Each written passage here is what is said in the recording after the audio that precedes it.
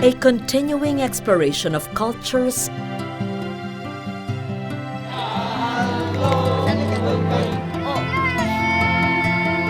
and people we share this country with. Colorful encounters with Filipinos who can, if we let them, enrich our own worldviews, our knowledge of ourselves.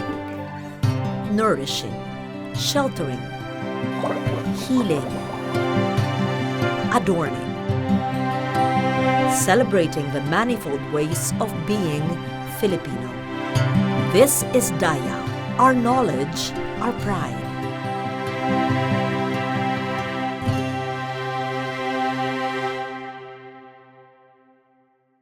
Season 2 of Dayaw ends in a burst of color, ornamentation, adornment. From the story of ancient beads traded into the Philippines to textiles adorned with sequins, from animist motifs to Christian symbols, all proudly proclaiming our sense of beauty to an admiring world. Beads used by the indigenous peoples of the Philippines tell a fascinating story. Of travel, of trade, of how imported objects meant for economic exchange became objects of social and spiritual value. Heirlooms that connect the wearer to ancestors and spirits.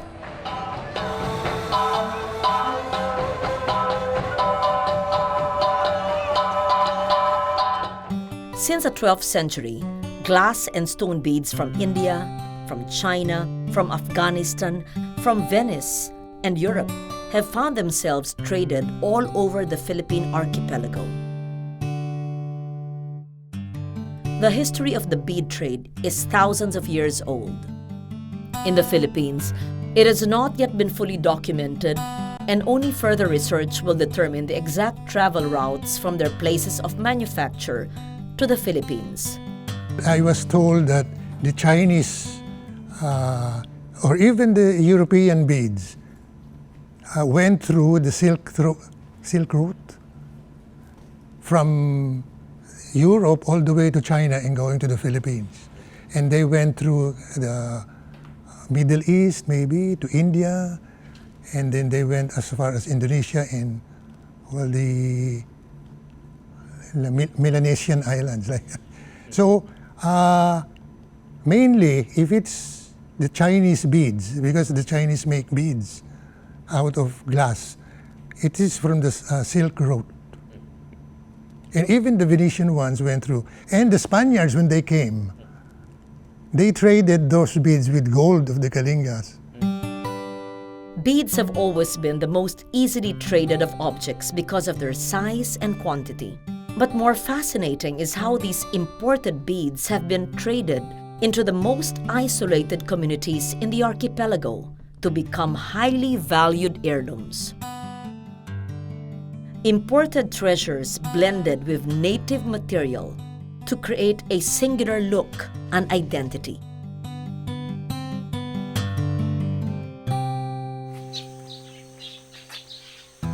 Lake Cebu in Mindanao, hills and jagged mountaintops, lush forests washed alternatingly by mist and sunlight, a lake still beautiful. Though now ringed with tilapia fish pens owned by settlers, pushed farther away into hills by this encroachment, a people who cling to their identity.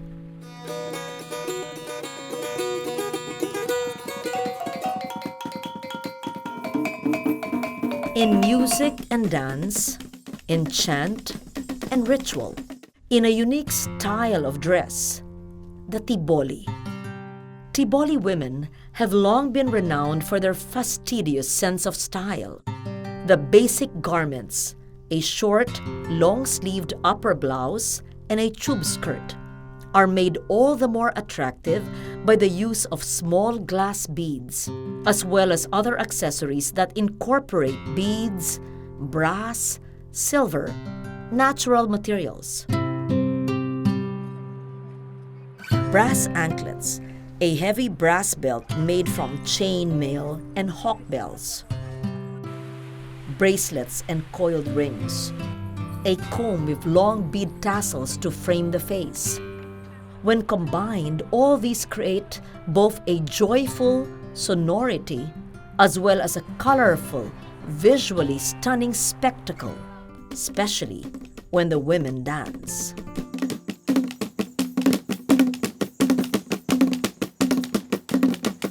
A few things like their amulets, like the brass, the cast brass. They call it the lost wax method. They make them themselves. The Tiboli does that. They make a form out of wax, and then they cover the form with sand, I think. And then they pour molten metal, so the wax would melt. What is left is the metal. So that's interesting. I think they still do that with bells now. But most treasured among these heirlooms is the kemagi, a necklace that combines imported trade beads with minute gold gear beads and brass chains. Many of the imported beads have local names as well as specific economic values. The kemagi is interlocking gear beads. So technically, I don't know if you can call it a bead if you separate them, because it's not round, it's flat with gears, gear teeth. But then when you put them together, they look like a chain of beads. So they are made of low carat gold. Kemagi is only part of a necklace. Actually, most of the necklace is trade beads, as I have shown you.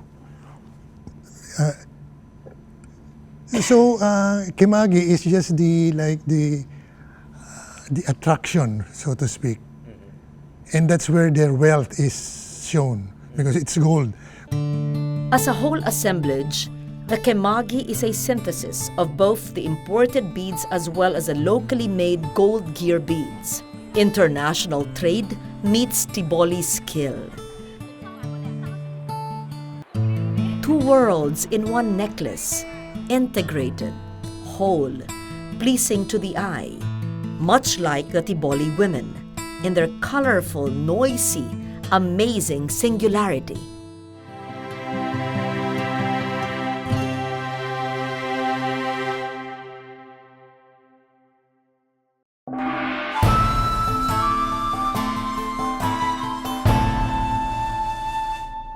Beads are small, portable, easy to store, carry, and exchange. As beads travel, they become more than just objects of trade. They take on meanings and values. Bunched together, they are opulent decorations for clothing. Carefully selected, stranded together, beads become heirlooms of great prestige and value.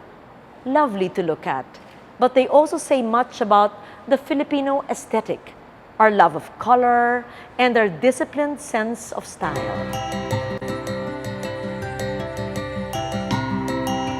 Small glass beads of contemporary make are popular with the highland animists of Mindanao.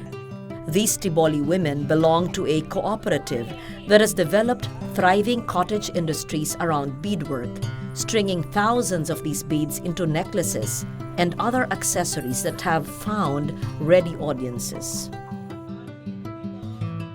Beads are also an indispensable part of the traditional attire of many Mindanao highland groups.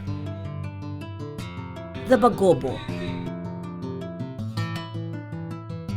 Belaan, Manobo,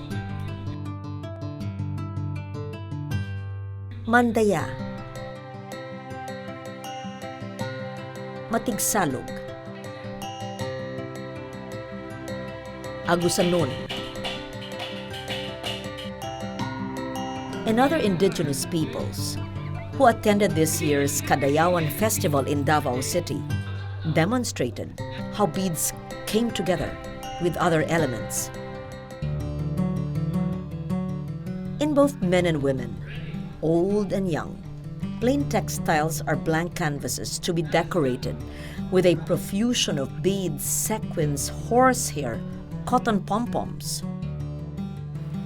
The result is a tapestry of color and texture, of contrasting materials and complementing motifs. The Bagobos are probably the original ones who started beadwork.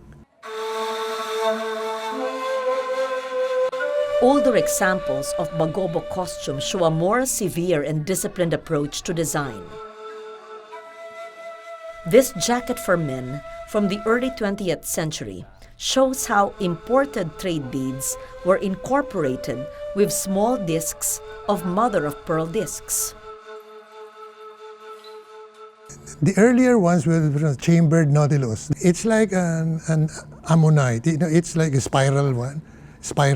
And then those, you can tell them by having a very thin shell. Now, and then they made shells out, they made sequins or mother of pearl. Small discs, meticulously cut from large shells, ground and shaped by hand, were a premium material for adorning Bagobo and Balaan clothing. We can only wonder at the work that went into manufacturing these tiny beads and the difficult process of attaching them to the abaca cloth. This penchant for adorning textile with beads is shared by the animists of Mindanao and with the people of the Cordillera, most notably the Gadang and the Kalinga.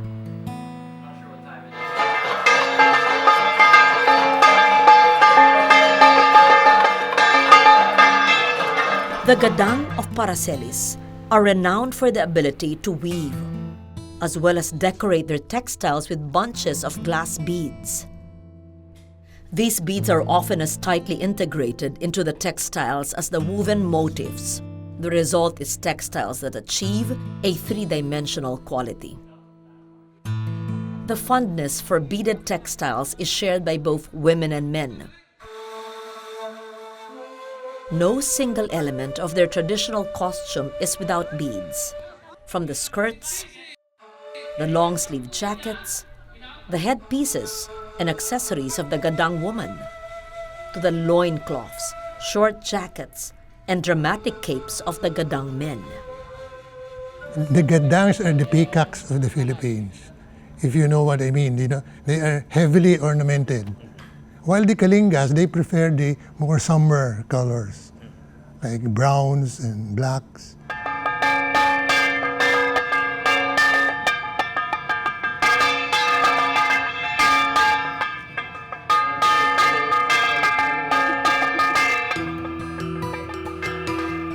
The value of larger, older beads is most manifest among the Kalinga. For these peacocks of the north, a bead was seldom just an adornment. Each specific type of trade bead that made its way up into the mountains had an economic value measured in livestock and other items of exchange. Each complete necklace had an heirloom value, equivalent in rice fields and livestock. And there were the healing, magical properties associated with the most precious of beads. They use it as jewelry, and they are heirloom jewelry. They pass through the female line. They use beads in rituals, in decorations, ornaments, and even medicine. You know, the Kalingas, they gouge out the glass beads, powdered the chips, and then drink to cure maybe stomach ailments. And also for trade, they can buy carabaos, pigs, using beads. The pilakid is the most precious of the Kalinga bead ornaments, a long string of beads worn diagonally crossing the chest from the shoulder.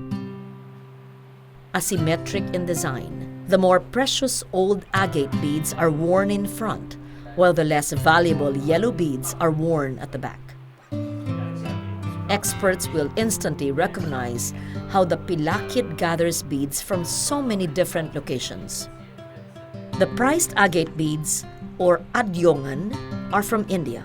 The blue and white chevron is from Venice, as are many of the colored glass beads. The tinali is like forearm beads of seed beads that is different colors, or wound around here. That is for the arms. And they have chokers. And they have head beads, forehead beads, and practically all parts of the body. The ifuga of Asipulu is that if the parents have a daughter or a son being a teenager, they will perform first the balihung, that they will bless the beads, this necklace, so that people will know that they have a growing daughter or son. So there is the balihung. So after which is grown up and she or he will get married, they will now use these accessories. As the Mumbaki will bless them so that they will have a long, long life, because this paangaw will never fade away. It will be always yellow. So 1,000 years ago, brought by the Malays, barter with pigs and chicken and rice. So they never want to sell or be brought by anyone, but it will be passed from generation to generation. This can be valued by the one tract of land. If you borrowed it and you lost it with your cousin, you will pay with your land, rice field. If you will buy another like this and you will pay it, you can get back your property.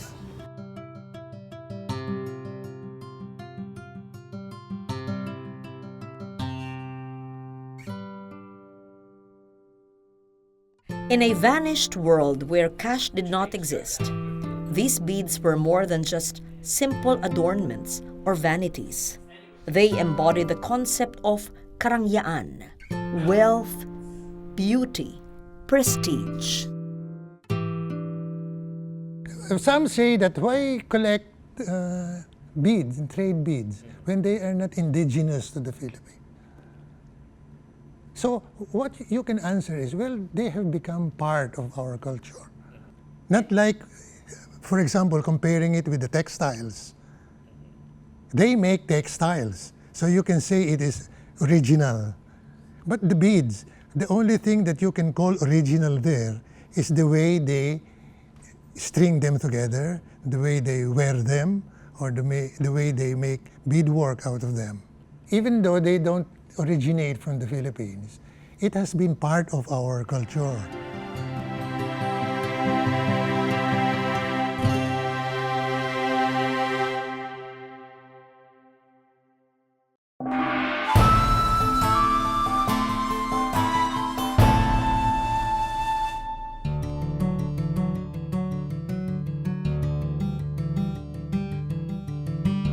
From pre-Hispanic gold to the jewels of the Ivatan, then on to the batok of the Kalinga, then to the fascination for beads of many Filipino cultures.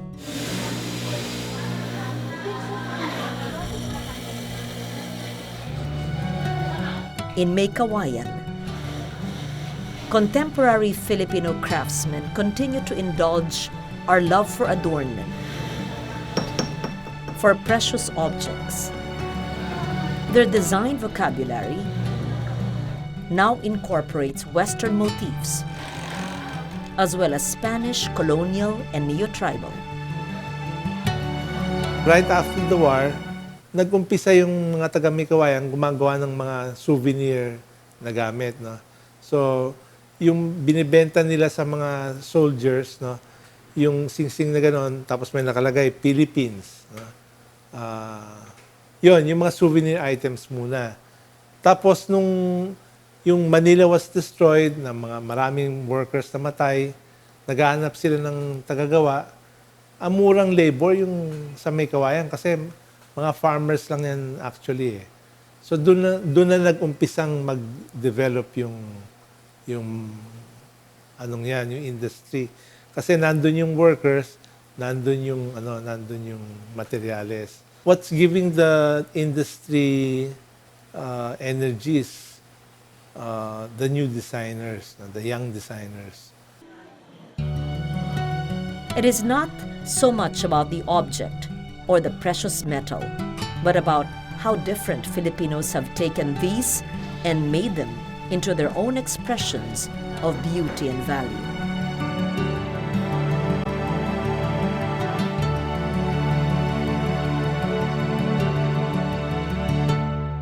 contemporary artisans and craftsmen can learn so much from the devotional ways of traditional artists in terms of what they consider beautiful or rich or wealthy.